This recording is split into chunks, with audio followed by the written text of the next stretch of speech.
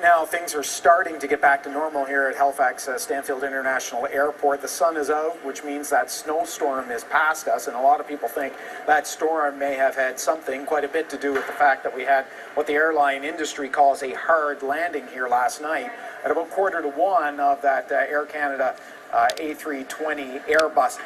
We see a lot of people who've been spending the night on mats with blankets that were handed to them, returning those now, getting into the lines to try to make connections to wherever it is they're going. A second alternate airstrip has opened here, and it's allowing flights to get in and out. So it's quite busy here at the airport now. As you can imagine, flights were delayed.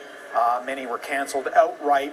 The terminal had lost power because of that plane, which had skidded to the end of the runway.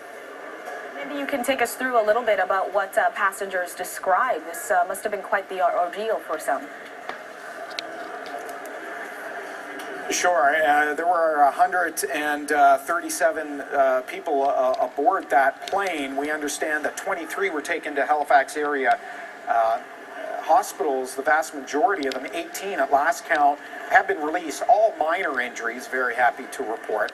A number of them say that they saw a flash of light as they were coming in to Halifax Airport. Some believe that the plane may have hit power lines as it was descending, and that may have been the reason why power was knocked out to the terminal, though the airport spokesman says that he doesn't believe that there are power lines at that end of the runway, and it would seem odd perhaps that there would be power lines running across airline at a major Canadian airport.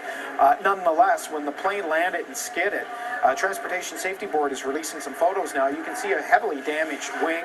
We understand that at least one tire was blown out. The nose cone is off the plane. It remains at the end of the runway so the Transportation Safety Board can see it. But passengers say that they immediately raced to the exits of the planes, that it took an hour, up to an hour, to get taken by authorities into the terminal. It was a snowstorm. Many of them were racing off the plane. They came from places like Mexico and the Caribbean. Many were on vacation and didn't have anything more on than the clothes on their back, many without shoes. So we're told by the airport authority the priority is to secure the plane, make sure there won't be a fire or an explosion. So that was a difficult ordeal for some people. A number of people take it in stride. For other people we spoke to, it seemed to be a much more frightening event. Yeah, indeed. Well, of course, we'll continue to follow this. CTV's Todd Battis, thanks so much.